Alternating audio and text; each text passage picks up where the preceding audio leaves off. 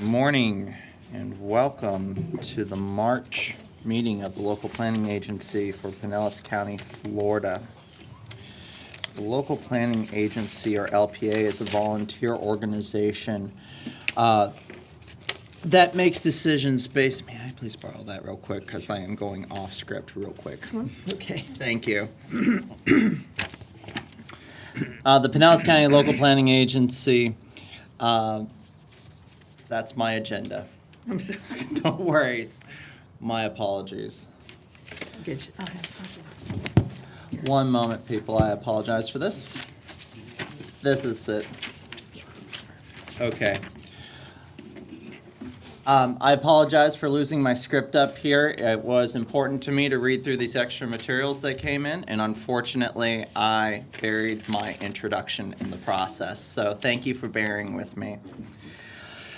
Today's public hearing by the Local Planning Agency is being held to review rezoning requests, land use plan amendment requests, and other items relative to the county's planning and growth management program. The Local Planning Agency is an independent advisory board charged with reviewing and making recommendation to the Pinellas County Board of County Commissioners on cases to be heard today. The Board of County Commissioners will make the final decision on each item at a separate public hearing currently scheduled to be held on April the 22nd, 2025 at 6 p.m. For each item to be heard today, staff will make a brief presentation not to exceed 20 minutes. The applicant will present their case, again not to exceed 20 minutes. We will then hear from proponents who will have 3 minutes each, unless representing a group of 5 or more, in which case they'll be given 10 minutes. Non-speakers must be present and waive their time in order to get the 10 minutes. Then likewise, we will hear from opponents who will be given 3 minutes each unless representing a group of 5 or more, in which case they will receive 10 minutes to speak. Just like the proponents, non-speakers must be present and waive their time. Finally, the applicant will be given an opportunity to close, answer questions, or respond to any concerns raised by the opponents or proponents for a period of time not to exceed 5 minutes. Before you give your presentation today up here at the lectern, please give your name and address for the record. All testimony needs to be under oath, so if you have not been sworn in already and you plan to testify, please rise now and be sworn. And I am seeing none who are rising. Madam Clerk, do you see anyone? Okay. Also, please fill out the slip on the table and present it to the clerk before you speak. There will not be continuing rebuttal, so please try to present all information and concerns while you are at the podium. If you plan to provide letters, written comments, and studies, or other documents in response to the LPA's findings and recommendations, those must be received by the zoning section 15 days prior to the Board of County Commissioners meeting in order to be included with the record that will be transmitted to the Board of County Commissioners. Madam Clerk, would you please confirm, do we have a hard set location for the April 22nd BOCC date at this time? The meeting? The Palm Room at 333 Chestnut, correct? All right, so when this eventually goes to Board of County Commissioners, it will be heard in the Palm Room at 333 Chestnut. All right, so with that, we'll move into the agenda. Or with that, we will move into our agenda, and Council McAteer will make a quasi-judicial statement. Thank you, Madam Chair. The zoning cases heard by the Local Planning Agency are quasi-judicial in nature. Please note that only competent, substantial, fact-based testimony or evidence may be considered by the board in deciding the matters before it. Pure speculation or opinion, not based on competent facts, cannot be legally considered by the board. Lay testimony with fact-based support, including but not limited to meeting minutes, surveys, engineering reports, etc., may be considered competent and substantial evidence. Thank you. Thank you, Council McAteer. We'll now move on to item 3, approval of the minutes from the January 8th LPA meeting. So with that, I'll entertain any discussion on those minutes, and if there is none, I will entertain a motion on the minutes. Seeing no discussion, does anyone wish to make a motion on the minutes from the January 8th, 2025 LPA hearing? Move for approval. Moved by Coleman, Second. second by Johnson. All in favor, say aye. Aye. Aye. Opposed, like sign. Thank you very much. All right. Moving on to item 4A, and this will be for case 4A1, FLU 24-03. Staff, before we proceed, will we be receiving a combined presentation for 4A1 and A2? That's correct, yes, I'll be doing both at the same time. All right, so staff will be giving one presentation for both case FLU 24-03 and ZON 24-04. Both of those will be presented at the same time. Does the applicant intend to give one presentation for both applications? Yes, ma'am. All right. And do you need any extra time for your presentation? If you could be flexible, that would be appreciated. Understood. All right. So, staff, you may proceed when ready. All right. The PowerPoint, please. So this is a zoning request and a future land use map amendment request. I'll go into some background. Some of you may have been on the board previously where this was heard before back in 2020, 2021 timeframe. Previous case ZLU-20-12 was for the subject property at 1736 Winchester Road. Came to the board as a straight land use and zoning change to R3, land use change to RL. It was denied by the Board of County Commissioners on April 27th, 2021. The applicant filed a request for relief and for mediation pursuant to Florida statutes. The applicant and county staff met in mediation sessions where they explored solutions to the issues resulting in the case denial. Neighborhood representatives were also invited to attend that meeting and comment, and a proposed settlement agreement was reached. That was brought back to the County Commission on October 26, 2021, where they approved the land use and zoning with the addition of a conditional overlay. So for that southern property only, as I go through my presentation, was approved to change to RL on the land use and R3 with a conditional overlay on the zoning. So today's request before you includes that property at Winchester Road and also the addition of a property that's on Kersey Road, so adjacent property the applicant has acquired for a total of 3.2 acres.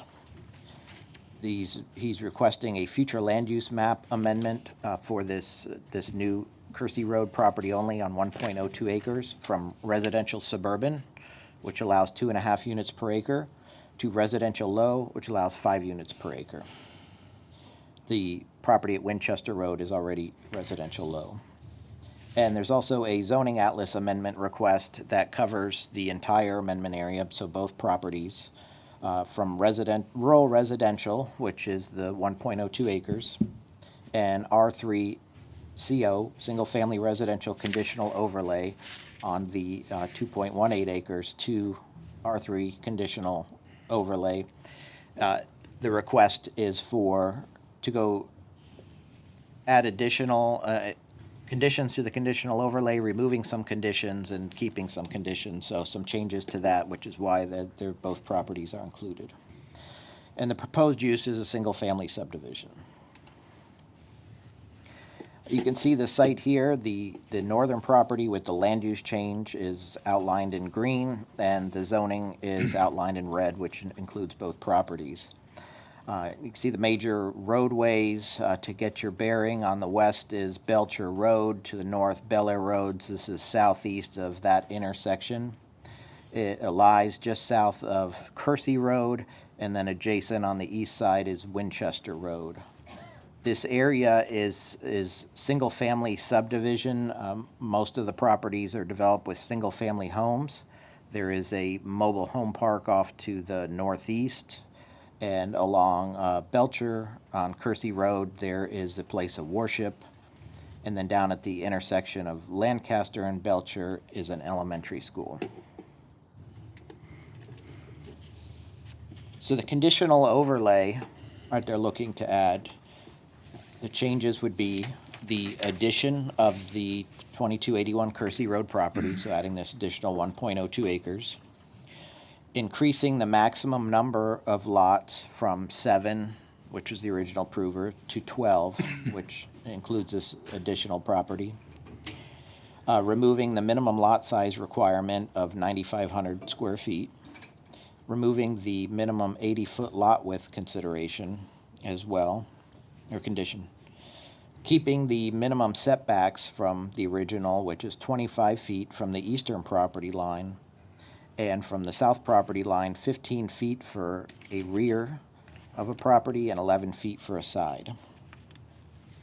Also, the applicant is adding an addition of a 10-foot landscape buffer on the east property line that abuts the 3 residential lots that are on the northeast. This is because that's the backside of those properties. And the addition of a 25-foot landscape buffer on the western, 125 feet along the southern property line. And just to show a comparison of the current conditions on just the 2.18 acre property versus what they're proposing. And then the third column is if it was just a straight residential low land use and R3 zoning without any conditions. So you can see from 7 to 12, without that limitation, the maximum could be 16. Minimum lot size, they are requesting that to go back to the R3 zoning district, and the same with the lot width from 80 to 60, 9,500 to 6,000 on the lot size. Keeping that eastern property line setback the same, is just 25 feet, where normal R3 is only 10. And the rear and side setbacks, which are 5 feet greater than what the R3 zoning district is. And then again, the addition of the landscape buffer. Oops. So here you can see the future land use on the left is the current. The northern property is residential suburban, the southern property is residential low, and then showing on the right, the proposed whole thing to be residential low. The surrounding area in white is the city of Largo's jurisdiction, and the other areas are mostly residential suburban or residential low, so that's 2.5 units per acre to 5 units per acre. So general is low density residential in this area. And again, with the zoning, the northern piece is rural residential, RR. And then the proposal is to change the entire to R3. You can see majority of the surrounding is R3 zoning district with an area directly to the west of rural residential. The brown color that's further to the southeast is residential agriculture. There's one area of multifamily residential up at the corner of Belcher and Bel Air Road. And again, the white is City of Largo's jurisdiction. Just some photos of the site. This is looking at the subject property from Kersey Road. That property currently has a house on it that there's a permit in for it to be demolished. And then this is looking at the subject property from Winchester Road. And looking east on Kersey Road and south on Winchester Road. As you can see, Winchester Road currently is an unimproved right-of-way. And part of the, if approval, they go through site plan, will be that they have to improve the roadway out here on Winchester. So looking at land use going from residential suburban to residential low, approval could generate up to 14 additional trips.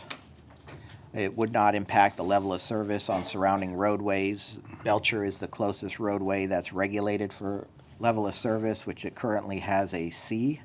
with a volume and capacity ratio of 56%. So there's plenty of capacity available where these 14 trips would not impact it.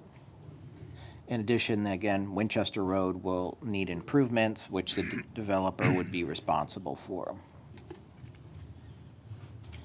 So staff recommends proposed land use and zoning amendments for approval.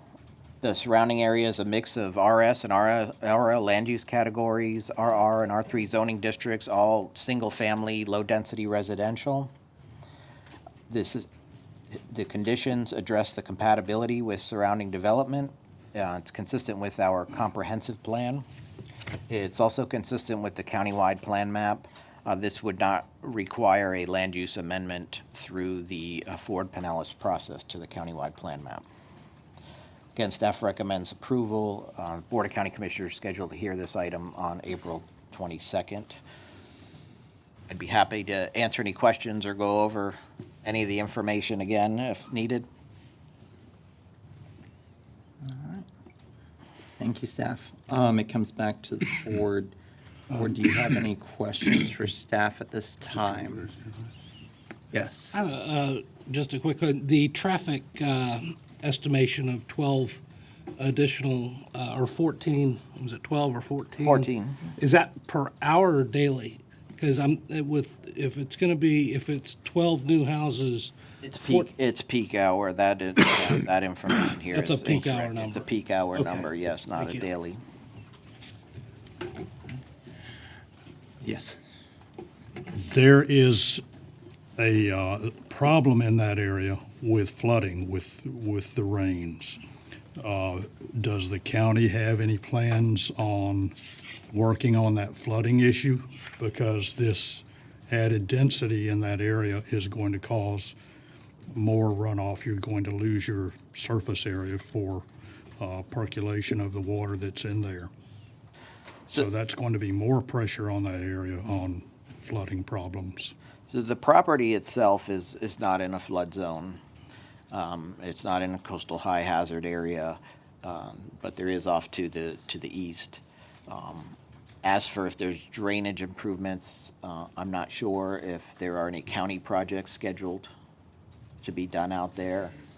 Again, at any development, they would be required to meet code requirements for stormwater, from developing it from what it currently is to any new development. They'd have to put in the proper stormwater and connect, to the county system for drainage. Well, a number of the letters have brought up the flooding of that area. And I drove the area yesterday. I know there are some ponds in the area, but I also know when we've had heavy rains, not necessarily the hurricanes, that the gravel road, what's the name of the gravel road? Winchester. Winchester has had flooding on it up into people's yards. And I said, as Winchester, they would be required to improve that right away to county standards. So it's a paved road. There's required swales or drainage along the sides that would have to be put in as well. But It's not just paving, there's no storm sewer though.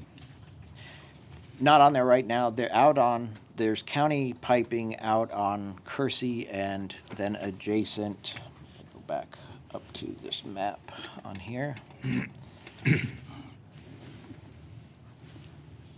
The street where Winchester, just one block south of Kersey, east of the property, that's county drainage, from what I've seen on our GIS maps, shows that there is county drainage out there. Is it maintained? And I would have to check with our Public Works Department. That I don't know the answer to that. Because from all I can tell, there is an issue out there. Thank you. Any other questions from the board members for staff at this time? Okay. I was wondering, I noticed that there was a discussion of landscape buffers, an east and a south one, 10 to 25 feet. Have there been any commitments as to what those landscape buffers would look like? Is there planting requirements that have been committed to, or just the space? Just the space. We haven't had any details on how many trees or hedging or fencing. None of that's been provided. Okay. I have one more question regarding that. The privacy hedging. Now it says will be constructed. Is that going to be artificial hedging or is it going to be hedges? And if so, who will maintain them? The buffering? Yeah. No, it can't be artificial. I mean, they can put up opaque fencing, but you're not putting in fake trees or bushes. That's Well, not- I know there's fake hedging material. That's why I ask. And it, from what I understand, and it's reasonable with people along there having pools and whatnot, probably a privacy fence would be the most efficient way to do that, to where you're not having to worry about who is maintaining it. Just my thoughts. Thank you. All right. Board members, any other questions for staff at this time? Seeing none, we proceed to the applicant.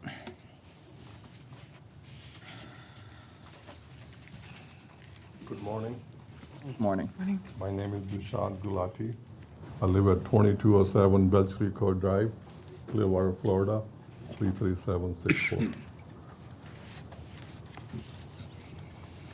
There's a package on everybody's table, which is the presentation I will be making today. And this is Juliana, she'll be helping. Good morning. I would like to begin with extending my sincere gratitude to county staff and DRC members for reviewing my application, their comments and suggestions during the DRC meeting, staff analysis, and the approval recommendations.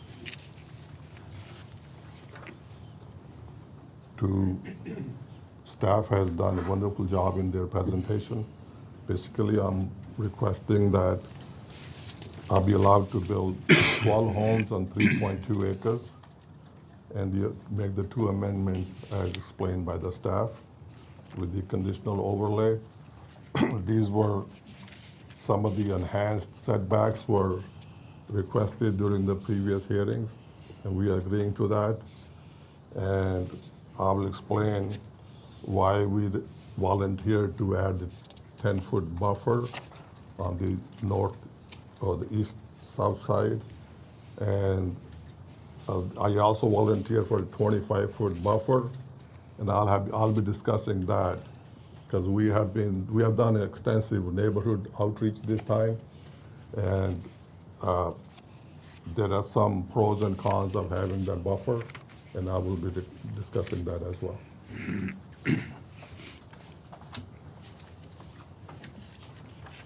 Once again, staff looked at the goals, objectives, and the strategies of the Pinellas County Comprehensive Land Use, the plan, and they have, after the analysis, they are recommending approval, and they are also recommending that LPA board approve their report, as well as recommend to the Board of County Commissioners for their approval. And why is the staff recommendation important? As was mentioned earlier today, because DRC staff, their analyses and reports are considered substantial competence evidence. And for the clarity of everybody else, what is substantial competence of evidence? And this was also discussed during the previous LPA meeting in 2021. And we have the transcript, will be for everybody's guidance and for the understanding of the neighbors who are here. We have taken some snippets from that meeting, and Juliana will be reading for you. Hi, thank you. Forgive me if I mispronounce any names here, so I'm just going to recite some of the discussions that were raised pertinent to evaluating competent substantial evidence. on January 14th of 2021. So Chairperson, Ms. John, had asked Assistant County Attorney Chelsea Hardy what amounts to competent substantial evidence. And she responded, a substantial competent evidence is a level of evidence you need to consider in making your decision. It generally falls into two categories. One, expert testimony, someone who has expertise to testify on things of a technical type of nature. And two, from non-experts. It has to be in order to rise to the level of substantial evidence, meaning it has to be factual. Things based on personal experience of those speaking. I'd like to also reference another important source of information regarding substantial competent evidence, which is the 1957 Supreme Court case, DeGroot versus Sheffield. Another topic raised in the meeting was on cumulative evidence. Chairperson Ms. John raised the question, do we have state law affecting cumulative evidence? So when someone is saying the same thing over and over again, do we increase the weight of that objection, or is that just one objection among many? At which Ms. Chelsea Hardy replied, from my perspective, one objection. We have conducted significant neighborhood outreach, as Mr. Gulati had mentioned. I personally mailed the first concept plan to approximately 175 residents in the area and followed up by hand delivering a second round of 50 letters, which each containing 5 additional concept plans, inviting them to share their feedbacks or concerns. Those letters are included in your packet, and you'll also hear some of from some of the neighbors. Their statements are genuine and well-meaning. We just ask that you keep in mind that more often than not, the testimony is non-factual, conjecture, or speculative, irrelevant to the issue at hand for today's meeting, and most important, before taking into consideration, it must rise to the level of substantial competent evidence. Now, we want to address the neighbor's primary concern, traffic and impact on Lawton Drive. At this time, I'd like to introduce Mr. Don Skelton from Way Engineering and invite him to present his expert testimony. He's unequivocally an expert in traffic-related investigations. Madam Chair, I'd just like to interject, because we've had an opinion of a former board attorney noted in the record. There's something I'd like to add to the expert testimony. I don't think it'll complicate things very much, but Please do, generally, Council McAteer. what happens with an expert is the expert presents his qualifications briefly. The board makes a recognition of him or her as an expert, and then they proceed with that recognition. So you have a clean record as to whether or not the board made that determination in weighing the evidence later. That's what I'm used to. So it doesn't take much. Someone come up and say what their certification is, when they got it, and if it's still active, and the board can make a recommendation by consensus if they're an expert, and we can go from there. But at least I'd like that on the record, so they don't self-identify as an expert. Understood. Thank you, Council McAteer. Good morning. My name is Don Skelton. I'm with Way Engineering at 2002 North Lewis Avenue in Tampa. I am a certified traffic engineer in the state of Florida, and I have done this for about 9 years now. So I think we've already seen something kind of like this. This is a So project. if the board would just, either by consensus or by vote, however they wish to do it, recognize the testifying individual as an expert, we can go forward. If that's what you wish to do. And Council McAteer, if I remember correctly, the foundation for establishing, I know we're in quasi-judicial land, but if I think back to my evidence class and all the trauma from law school and stuff, there was the foundation for setting up an expert is a bit more involved than that, isn't it? Not in a quasi-judicial hearing. Okay. No, if we were laying a predicate for expert testimony in a court, we'd be doing this a lot longer. Got it. Not here. It would basically be, does anyone object to recognizing the individual as an expert? Hearing none, so recognized, and you move forward. That's generally what I've been used to through the years, and that's been accepted in court records. But right, you're absolutely right. If we were in trial, this would take a while to get him recognized. But what I fear is self-recognition, where people come up and I have no doubt he's under oath, he's telling the truth, but the board has to be the one to make the recognition for the record. Understood. Okay. Thank you, Council McAteer. So, board members, Mr. Skelton has held himself out as an expert, or at least the applicant has held him out as an expert. Are there any objections to treating the gentleman as an expert, or the witness as an expert? No. None. All right, seeing none, you are Thank you to the recognized board. as an expert. All right, thank you. So yes, here's the general layout. It shows the project location, the surrounding roadways, an approximate location of both of the proposed driveways. Okay. One off Winchester Road and one off Kersey Road. And here, I'm sure this is in your packets, but just so we all see it, this is the proposed layout, at least the most current one that I have, of the subdivision. Again, showing the one entrance off of Winchester Road and one entrance off of Kersey Road. I believe it was mentioned earlier that if this project goes through, the applicant will be required to improve Winchester Road, but that will only be up to the driveway, and that's important because everything south of this on Winchester is a dirt road, and that did play a factor when we were determining the trip distribution from the trips generated by the neighborhood. I'm going to stop you real quick. When you say up to the driveway, from which direction do you mean? Can you show me on this plan Yes. the portion that would be improved? So it would be whatever fronts the property. So it would be from the driveway north, the driveway's all the way at the south end of the property. So it wouldn't be all the way back to Kersey Road? No, up north to Kersey, yes. Okay, so you would have some type of improved road from this driveway on the south end back to another public road. Is that what you're holding out? That's what I believe has been discussed. I don't know what exactly the applicant has discussed as far as the improvements, but that, to my understanding, that's what it is. Okay, It wouldn't be north all the way up to Kersey. The street just below Kersey is called Pembroke. That is where the road changes. So from that change, there's south. So it's along the applicant's property from the south to the north, and then just a little bit past that in front of the one house. yeah, I saw it drops off there. I just didn't know where staff considered that to be up to standards or not. So I didn't know if that might theoretically have to go all the way back up to Kersey or not.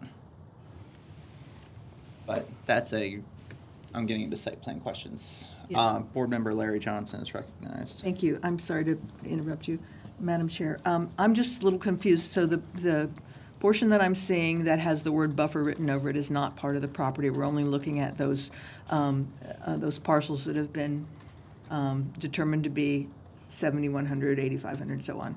So the improvement of Winchester Road would be from below the retention area to where it says less parcel on here.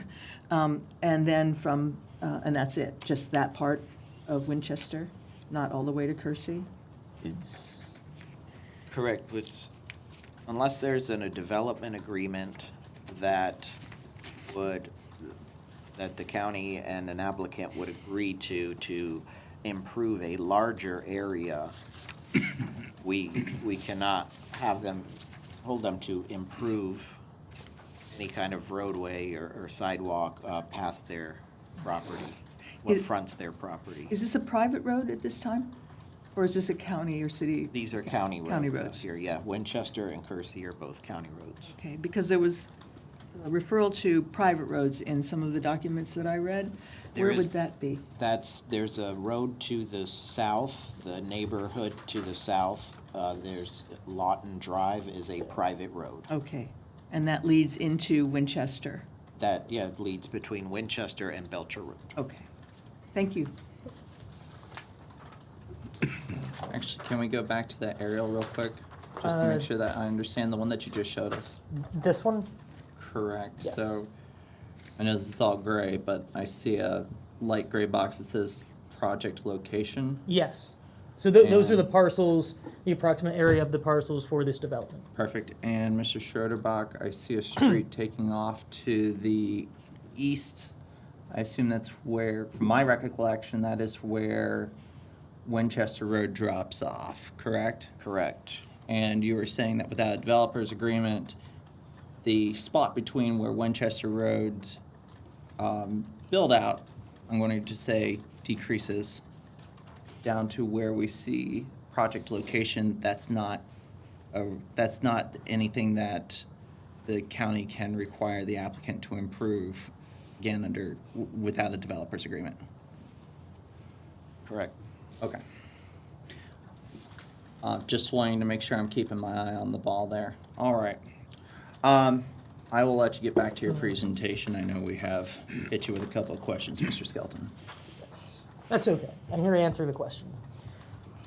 So we collected traffic counts as part of this traffic study. We did it for 2 hours in the morning, 2 hours in the afternoon. That way we captured those peak hour periods. These are the existing traffic volumes that are out there. And based on the traffic volumes, we determined that the peak hour for each AM and PM period was 7:45 to 8:45 in the morning and 4:45 to 5:45 in the afternoon. That's for the collective area.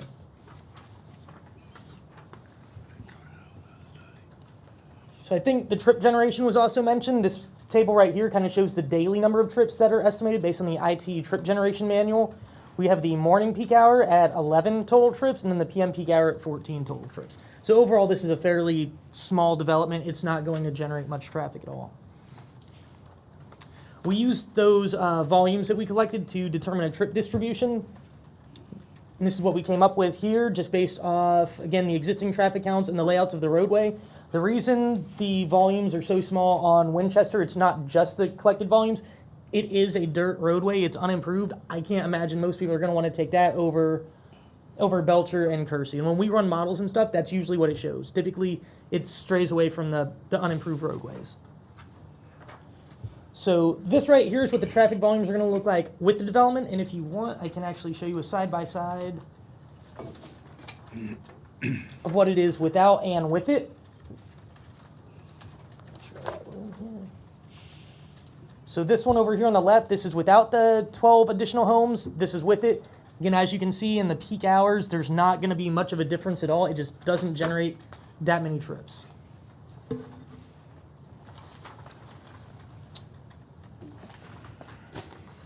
right. And then for the actual analysis. So again, we looked at 4 intersections as far as this traffic study. We looked at Kersey and Belcher, Kersey and Winchester, Winchester and Lancaster and Belcher. Because there is an elementary school there, and we wanted to make sure that we weren't going to negatively impact any of their traffic operations. Again, in the morning peak hour, and this includes school drop-off and all that traffic, the level of service is identical with or without the development. So pretty much this development is not projected to have any kind of impact. During the PM peak hour, one of the movements for one of the intersections, the delay increases slightly, but that's still an acceptable level of service. It's level of service D. Other than that one movement, all the other movements and intersections overall are identical.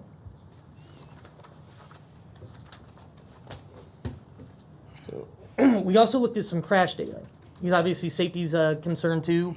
Again, with the school right there, over the past 5 years, there were 10 crashes. 9 of those were on Belcher. One of those was actually, the one that wasn't on Belcher was a police vehicle that was picking up a student from the elementary school and hit a car on its way back. So overall, there are not many crashes here. Out of the crashes that did occur, this is kind of a summary of it. There were no fatalities, no bicycle or pedestrian crashes, and there were no severe injuries. Most of them were property damage only, so this is rear ends. I believe that was actually the most common type of crash. Again, that's expected whenever you have a traffic signal because people are slowing down, and there was a traffic signal right there at Belcher and Lancaster. So those were the major findings of the traffic study. I have a short conclusion page here that kind of sums it all up, but overall, we're not showing that this development will negatively impact the area at all. I know that there was some concern of this traffic using Lawton Road, which is a private road, but again, just after looking at the volumes that are out there today and using experience from past projects like this, it doesn't look like any of those trips will want to use Lawton. It's just more convenient to use Belcher on the Kersey. And that's what I have for you all today. If you want to see any of the data or analyses, I have the appendix here that I can pass around. But While the board's thinking, Madam Clerk, of the last 2 presentations, the one that was read out loud by the applicant and then the engineers, the traffic study, do you have copies of those for the record, or otherwise what you need for the record? I believe it's part of this. yes. Okay, I just want to make sure we're getting everything that's put up there in the, okay. Thank you. All right, board members, any questions for Mr. Skelton at this time? All right. Yes, to answer, we gave 2 copies of everything, the transcript, which we were referring to, traffic report, and my presentation to the clerk. So we'd like to go back to that key concern of the drainage and flooding Member Hendricks had brought up as well. So the Doncaster Road residents believe that the flooding in their backyard is due to crushed asphalt placed by the county to improve the road. If Winchester Road is improved, it will enhance flooding. Some Lawton Drive residents fear that runoff from development at 1736 Winchester Road will cause flooding in their backyards. So again, extracting guidance from the 2021 LPA meeting,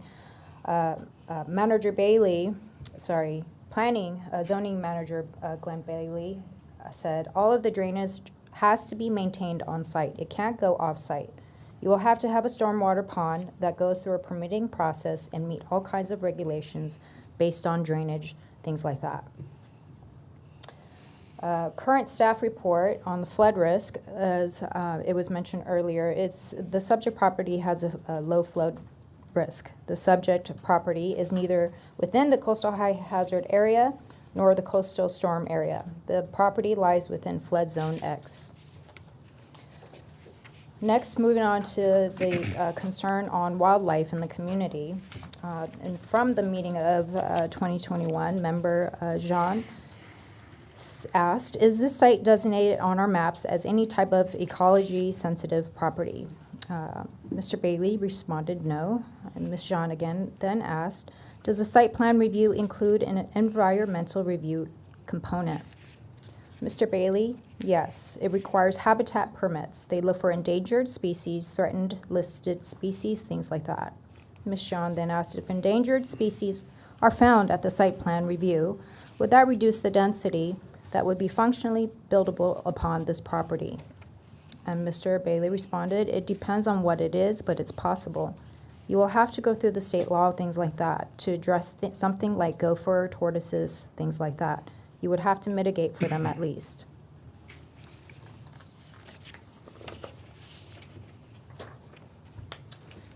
And now, Mr. Galati on compatibility. There was significant discussion about the compatibility during the last hearings. And this compatibility itself is, the Florida statutes have a definition of compatibility. It means that a condition in which land uses are conditions that can coexist in relative proximity to each other in a stable fashion over time, such that no use or condition is unduly negatively impacted directly or indirectly for other use or condition. This staff has done their research, and they have also provided in detail their analysis on the compatibility. As you can see here, that we are requesting the zoning, land use change to RL, which will be green, and we are surrounded by RL throughout the development. And the development on the east of us is all green. It was developed about 50 years ago. Development on the west, there are some larger lots, but they have coexisted for more than 50 years without negatively impacting each other. And so based on the statute definition, our development truly complies with the compatibility requirement. Same is true for proposed zoning change. Once again, compatibility is met considering on what is already in the surrounding neighborhoods. And some of the other concerns, as I mentioned before, we have done a significant amount of neighbor outreach, and even during the previous hearings, the questions are more related to what would the site look like after the development. So that was some of the serious questions when we talk to the neighbors or we send them letters. When you don't know what the site will look like, it raises a lot of questions in their mind. So this was the reason for neighborhood outreach. So what are some of the issues neighbors are concerned about? Where would the egress and ingress would be? Would the trips from the development will go on to Winchester Road? Would they be going towards the Kersey Road? They also were interested in knowing the orientation of the homes. Neighborhood preference was that rear end of the home should be same as the new development. So two homes should have their backyards facing each other instead of front yard of one home in the new development facing their backyard. So that would be, they were interested about the light pollution or interested about, they were also interested about the location of the retention pond. Some neighbors are interested in having a retention pond right next to their backyard. Some neighbors do not want a retention pond next to their home. There was also an issue about the height of the new homes. So this time around, I prepared a number of concept plans to be able to have them some vision that what the site may look like.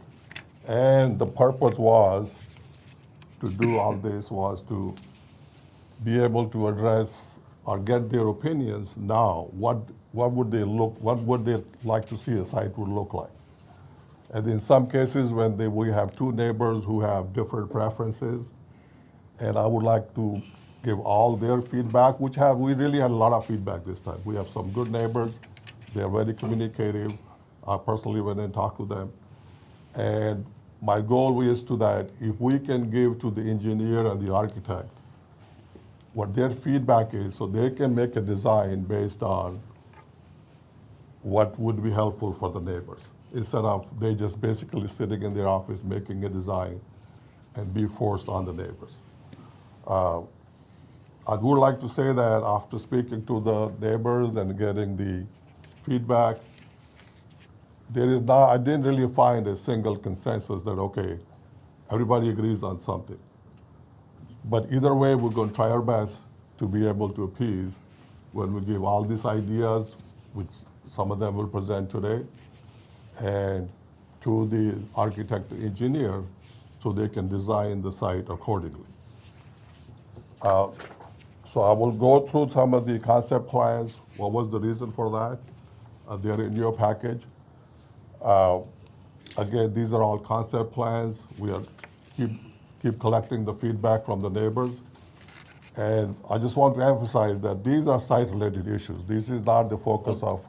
Before we go too deep into concept plans, Yes, ma'am. I did see that we had what looked to be about 6 of them in the packet. Are you committing to any of these concept plans as part of your conditional overlay?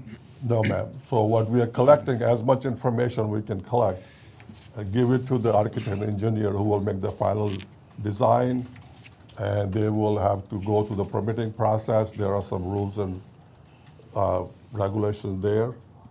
But the idea is to give to the professional staff as much opinions we can collect so they can keep that in mind when developing the final site plan. Okay.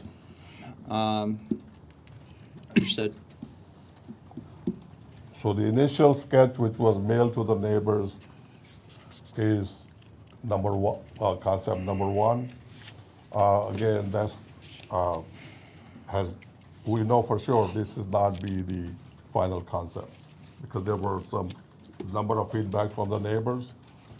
So based on that, we came up with the concept plan 2, which was discussed during the DRC meeting. The main purpose of adding the 10-foot buffer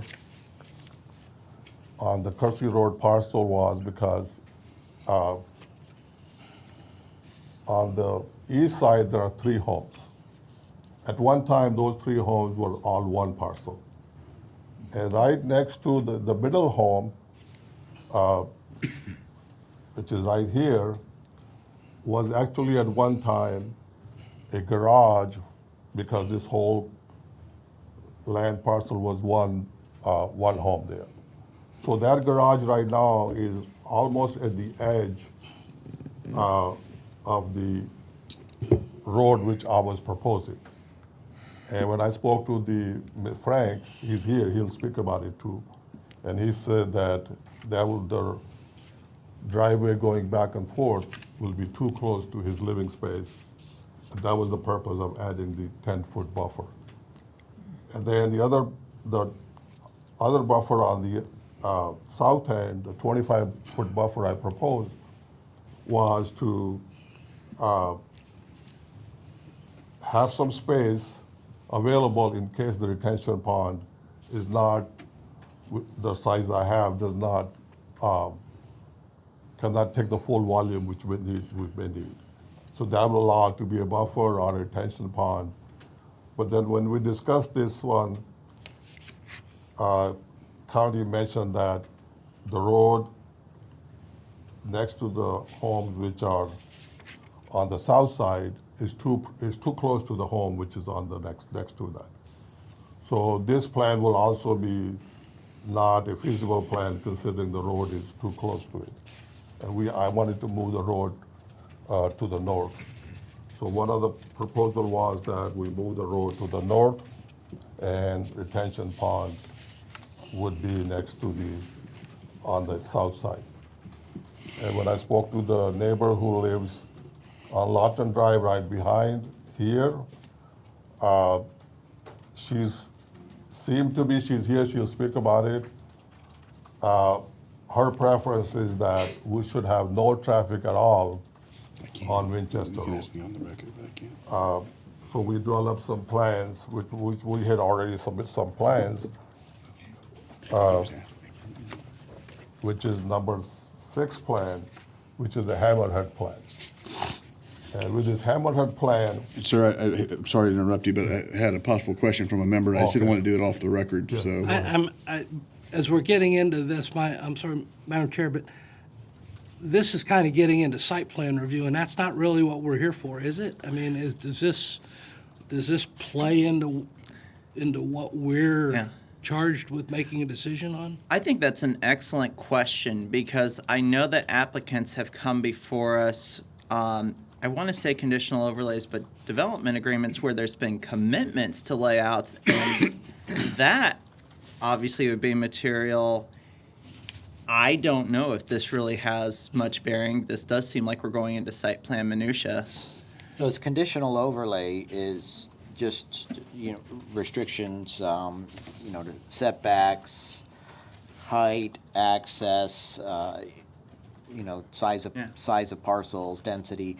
We get into that, but any kind of concept plan is not binding to, so, any of these concept plans are just exhibits showing potential, but none of them would be binding at all. That's what I was wondering, and I believe I've seen binding concept plans through developers agreements. Am I correct? That's correct, yes. Okay. We've had cases in the past where either they've come up with development agreements or have been remanded back for development agreements. Because that's, at this stage, Yeah. the only way you can have a binding, we're not doing a PUD rezoning. Yep. So the only way you can do it is through a DA, a development agreement in this process. Okay. Or it's binding once they go through site plan approval. So, with county code, and they have to meet county code requirements. So the site plan process is not without its binding, walls. Yeah. But here, in this moment, the only way you can do it was with the development agreement. Yeah, so all this discussion about which road goes where is really, Pond is, we have no say on it right now unless they were to bring a developer's agreement and try to provide that specificity for their neighbors, correct? correct. Okay. Thank you for bringing that question up. No problem. Kind of thought that was your. All right. yeah, so that is, I thought that was your. That is 100% correct. We are not proposing this to be part of your decision. I just wanted to show that we did an extensive neighborhood reach this time. And for the previous time, the 2021, I had no concept plan at all. And so neighbors were raising a lot of questions because there's a fear of unknown. And so that's the only purpose of it, just to be, neighbors will be aware that what we are thinking. But I agree that this is not part of, as I had mentioned before, this is not part of the focus you have in front of you today. Okay. So I'm going to stop with the concept plans until some neighbors bring it up, and then I can answer their questions with respect to that. All right. Do you have anything? Yes, I have one more, two more things. I have a request. Based on the review of the concept plans and the feedback from the neighbors, are there preferences where the retention pond should be, where the roadway would be? When I previously volunteered to have the 25-foot buffer, it appears that that would conflict with what they are suggesting. So I am requesting, if possible, to withdraw that 25-foot buffer. This will give more flexibility for the engineers and the architects to make their site plan. And that's just a request. It's up to the board to decide that. So now Ms. Juliana will explain about the summary. So What- just, yes, And sorry. I'm ahead. sorry, just since can we go back to maybe an aerial and you can just point to where that 25-foot landscape buffer is Yes, that you're ma'am. withdrawing? Just, even if just your survey, if we can, Yes, that way we so- avoid all the concept plans. Yeah, so if you look at the concept plan number 2, the buffer is right next to the Okay. home right here, yes. So, just to make sure that I understand correctly and that I'm following you. Yes, ma'am. You're currently withdrawing the 25-foot wide buffer that's proposed in your in your actual conditional overlay Yes, ma'am. for that southwest corner of the property. Yes, ma'am. This will allow a lot of flexibility during the site plan development. Okay.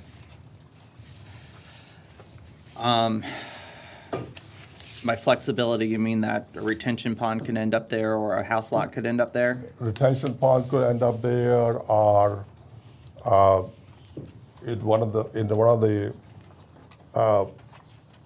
during the BOCC meeting last time, there was a lot of discussion about 3 neighbors who are against the south end of my property line. And those 3 neighbors insisted they really wanted to make sure that from their backyard, there's not more than one home facing. So, so during that time, we developed site plan so that there will only be one home against each neighbor. And so that also, if they still insist that we go along with that part, so then the buffer would have to be removed. But okay, so in that situation, you would have, that area that was buffer would be a housing lot, correct? As the neighbors had requested last time. All right, understood. Thank you for helping me follow along. Yes, ma'am. Oh. So in summary, just adding another additional guidance from the LPA meeting of 2021, Chairperson Clark. So from the standpoint of a development perspective, some of these problems that the neighbors brought will be addressed during the site plan review and during construction. Audience member asked, environment also, and Mr. Clark responded, right. And then followed up, well, we are here to just talk about this development. We're not here to talk about anything else. So, in conclusion, we humbly request for your approval to divide the combined 3.2 acres into 12 lots for single-family homes, amend the future land use map for 2281 Kersey Road from residential rural to residential low. rezone both parcels to R3 with conditional overlay, and with the amended conditional overlay, one addition to parcel 302916703262002102, increase the maximum number of lots from 7 to 12, remove the minimum 80-foot lot width condition, remove the minimum 9,500 square foot lot size condition, minimum 25-foot setback from the east property line, minimum 15-foot rear setback from the south property line, minimum 11-foot side setback from the south property line, and last, minimum 10-foot landscape buffer along the northeast property line. Thank you all very much in advance. Board members, do you have any questions for the applicant? I do. All right. Uh, Board Member Hendricks. One, is there a storm sewer on Kersey Road? Yes, sir. Would you object to putting a storm sewer in on your new road to tie into the road on, to Kersey Road? Yes, sir, that's the plan. That's one of the main reasons to buy the Kersey Road parcel was to connect all the water to that, there's a 6-inch line there, and then to connect the sewer sanitary line going towards the No, the Kersey Road. storm sewer. Yes, sir. Okay, there is a storm sewer then. Yes, sir. And I noticed in looking at the map, most of the lots to the east of Winchester look like they're 60-foot wide lots. Yes, sir. But to the west of Winchester, they're all much larger lots. Yes, sir. And half of your development, probably over that, is an 80-foot lot. Now, I live on a 60-foot lot, and I know that's a small lot. Why aren't you maintaining the consistency through your development? We were hoping to maintain the consistency when we were, the last time when we came before the LPA board and the staff had recommended 11 homes for the 1736 parcel. But then we went through the whole process, as you mentioned, mediation, there were conditional overlays which were recommended, and I accepted it. So this time around, we will have, we still are maintaining that when we agreed for the 7 homes for the 17 Winchester lot, we still want to keep that because it was something that we agreed upon with the neighbors and everything else. So I don't want to increase that number. So that's what, instead of 16, we are only requesting 10 homes or 12 homes. And we will try to be as consistent as possible. And this removing the 9,500 square foot requirement and the 80-foot width requirement will do exactly what you're proposing. There will be more in terms of uniformity in the whole development. Well, the uniformity would be to maintain the 80-foot lot. That's going to drop your density by 2 homes. And as far as water runoff, you're going to have more of a surface area for percolation. But our still goal is to be able to build 12 homes as was approved by the staff. So, and also regarding the privacy hedge. Yes, we will maintain that. Yes. Wouldn't you think like a PVC privacy fence would be a much lower maintenance for, and who's going to maintain the hedge? Okay, so yeah, there was some conversation here, so could you give me some details of what the privacy fence you were proposing? So Just a standard privacy stockade fence, PVC, to where there's not a maintenance issue, because I can see squabbling going on between neighbors and the new neighbors that go into this development as to who's maintaining that hedge. It's got to be maintained. A privacy fence really doesn't need to be maintained. that will be, we're welcome to do that, yes. Okay. Thank you. All right. Before I move on to other board members, I heard some back and forth about connecting a storm sewer and about a fence. First things first, are either of those commitments possible to put into the overlay? I'm looking at Council McAteer. A conditional overlay, or are they? Those are typically not, in my experience, things that go into a conditional overlay. Those, because we're not equipped here in this moment. Yeah. We don't have the right people here to tell us. We mandate that in, and then we don't have Public Works here. Yeah. We're going on representations, and I give him all the faith in the world, but we don't have a stormwater pipe map. And stormwater that's a requirement of development is that connection to a positive outfall to the stormwater system. So the internal stormwater system does have to connect. And if the closest one is distance away, that's the developer's responsibility to maintain that cost to connect out to the nearest county system. As for a fence, we did address something similar in a previous case a few years ago with a conditional overlay where they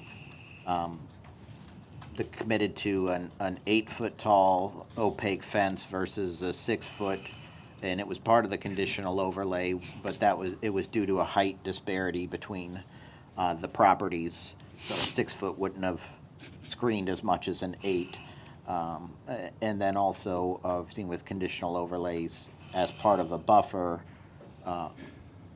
the amount of trees and hedge where that's been put in the conditional overlay as well. So not just a buffer width, but instead of like a standard one tree every 50 feet, this is one tree every 30 feet or 20 feet or something. So, Okay.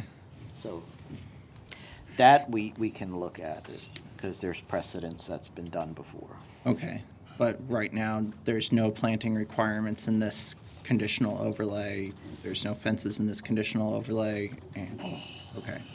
And Mr. Hendricks, just to make sure, Board Member Hendricks, just to make sure I understand you correctly, when you said stormwater, did you mean for the lots, or were you trying to get at something about Winchester? Well, no, for the street, so that there's not a concern on water retention because of that new area and doing away with a lot of the surface area where you have the percolation, so that you have it going to a storm sewer and out to Kersey Road, and so it's not such a detriment to the neighborhood.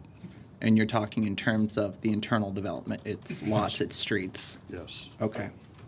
Because you would, with the road tying into Winchester, you would have some of that. One, you've got a retention pond there, but the other is that you would be going down gutters and into the storm sewer on that new road, which might help resolve some of the issues with the flooding in that area when they have it. Okay. Because from what I could see on Winchester, there's no drainage there other than it just running down a dirt road somewhere. Okay, thank you. And then just to make sure that I'm still following, Mr. Schroederbach, circling back to you, our site plan process would include stormwater review, and you said there would be an outfall connection required at the expense of the developer That's for what's correct. going on internally. Yes, they have Okay. to capture all Just their a new impervious. They have to demonstrate through, drainage report done by a professional engineer that they are meeting the requirements of the code for capturing all their runoff that's created from new impervious And areas on the property. That was my point, in that we didn't have the right people in this forum. And that's the way we're set up in this process. Again, minus the development agreement is for it to happen in the site plan review process, which is governed by code. Yeah. And there's a lot of requirements they have to meet, but it is done in that sequential process post BOCC. If they get a BOCC approval, then that happens. So that's the kind of process we're in right now. So. Okay. And just also to circle back up, because I know there was some discussion about our site plan process from 2024. Do we still have a site plan process in this county? Yes, Okay, does it still include, you said it included a stormwater component, does it include an environmental component? correct. Its site plans are reviewed, zoning, engineering, environmental, public works, utilities, fire, building, Okay, all are get reviewed by, not only our code, any state building code requirements. Look at DOT practices for access connection. okay. All right, now that that's hopefully been cleaned up a little bit, now that that's hopefully been cleaned up a little bit, coming back to the board members who have any other board members who have questions for the applicant and public, you are coming up next. All right, and So I'd just like to add that the whole purpose of buying the Cursor Road parcel was, because we would explain that drainage and all the issues and how the connections would have to be. The whole purpose was combining these two was to have those facilities available on Cursor Road. Thank you for bringing that to our attention. One other question with these landscape buffers, are you just, as part of your, have you committed to any type of planting or fence at this time, or are you just committing to the space? Space only. Okay. Because this, other advantage of this space buffer is that for community parking, if there's a, it's still a pervious space, but if there's a community of 12 homes, they have some need for community parking, they can park on those buffer areas also. I have a question. Sorry. Nope. Board Member Larry Johnson is recognized. Thank you. I just have a question on the amended conditional overlay that we're being asked to approve. The addition of the parcel, I understand, lots 7 to 12. It says remove the minimum 80-foot lot width condition. Doesn't say what the minimum lot width condition must be. The same with the 9,500 square foot. Does it state somewhere else in this process that the minimum lot width condition has to be 60 feet or more, or 8,500 square feet or more for the property? Or are we just opening up an endless gate here to anything? So those conditions were put on, the zoning was R3, so R3 allows 6,000 square foot lots, 60-foot widths, and the condition was a greater lot size and a greater width. If that's removed, it goes back to the zoning district of 60 feet, 6,000 square feet lot size. Thank you. Okay. If I can add that by only limiting to 12 homes, we can still have bigger lots compared to the 60 feet. Okay. All right. Thank you for your presentation. Yes, sir. You'll be back up after the public speaks, and I imagine the board may have more questions for you, so stay near. But Yes, thank you at very this time, we will hear from the public. Do we have any proponents to either application FLU 24-03 or ZON 24-05? So anyone who wants to speak in support of either of those applications? All right. Do we have any online who wish to speak in support of applications FLU 24-03 and ZON 24-05? Good morning, Madam Chair. We do have Jamie O'Neill DeSanza online, but I am unsure if they're here to speak for or against this.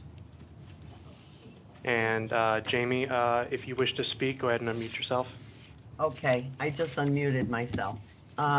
Yes, I don't have any official information. I don't Maybe wish to sworn in. speak at this Oh, time. one moment, Ms. O'Neill.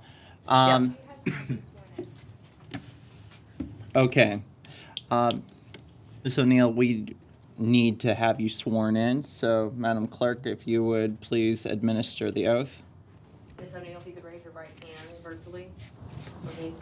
Do you solemnly swear or affirm any testimony you give today to the board will be the truth, the whole truth, and nothing but the truth? If so, please signify by saying I do. I do. Thank you. All right, and just for my purposes, I'm struggling to hear Ms. O'Neill a little bit, so is it possible to turn the volume up a little bit? And I apologize. Is this better? Can you say it again? Is this any better? Yes. Can everyone hear? Yes. Yes. All right, please proceed. Thank you, Ms. O'Neill. I am not, I am here to, just would like to speak to the traffic study that was done. Their peak hours, I live on Lawton Drive, and there have been a lot of changes since 2021 when this first development was was asked for. We now have additional Airbnbs. We have a lot more traffic than when the original traffic study was done. And I just want to comment to that. And I would also like to comment that he would only be responsible for partial pavement of Winchester, not the whole road. And that doesn't seem very productive. That's item number one. Item number two, at the end of the intersection between our private road, Lawton Drive, and Winchester, there was a little bit of a mix-up with a privacy fence that was installed that has impeded the line of sight. As a result, the county came back and installed stop signs, of which nobody uses. And so there are stop signs, and as a community, you know, my husband and myself, we have called the sheriff's department numerous times. And now we're gonna add more homes. I don't think we need to add more. And I'd like to say my disapproval of using Winchester Road as an entrance to this development. I think the development should be a cul-de-sac going to Kersey, where the traffic study already proves that Kersey can handle the traffic. All right. Do you have anything else to add at this time? No, that's all I have. Thank you very much. And thank you. All right. Do we have anyone else online who wishes to speak in opposition to either of these applications? No other attendees online, Madam Chair. All right, we'll move into the room. Do we have anyone who wishes to speak in opposition to applications FLU 24-03 or ZON 24-05? I see a hand raised. I see multiple hands raised, so let's start with this person right here who raised her hand. Come up, give your name and address, and let us know if you've been sworn. Yes, I've been sworn. I'm Jessica Jurek, and I live at 2232 Lawton Drive. So I'm not sure if you can see this here. This is my property. This is the south portion of the 3 acres that's being talked about building. So I'm living on the corner. So I border my private road, Lawton Drive, and then Winchester Road runs all the way from Kersey down to Lancaster. My first concern, of course, is brought up is the flooding. After just normal rainstorms, I've just sort of indicated where flooding takes place just on my property. This property holds so much water that I know during the build, no matter what kind of retention pond you put in there, if you back a road up to the back of my home, that water's just going to come right to my house. Another thing is, Mr. Traffic Expert, I don't think you studied Lawton Drive very well. Please, I'm going to just stop go you. ahead. Please keep your comments directed to us at the dais. Absolutely. Mr. Traffic Expert, I don't think studied Lawton Drive. It sounds like he studied Lancaster, which is the road south of us, which is where the school is, Belcher and Lancaster. And the traffic doesn't change there because everybody uses our private road. Unfortunately, that's a battle I have to take up with the county in another area. I get that, but we're already limited so much to basically just using signage, and that's not gonna help if we have another access from Winchester. So that's one of my biggest concerns. So traffic. So all these are negatively affecting my property. Another thing is every property that's bordering this build is no smaller than 92 feet wide. So there's no reason we should have to make those lots smaller. I understand that across Winchester in a whole separate neighborhood is smaller lots, but the reason these were zoned the way they were was because they were appropriate for building. So pushing in more homes in this property is just not gonna make very good impact on our community. All right, thank you. One moment, board members, do you have any questions for our speaker? Okay. Do we have anyone else who wishes to speak at this time? All right, I'll take the person in the white shirt, please.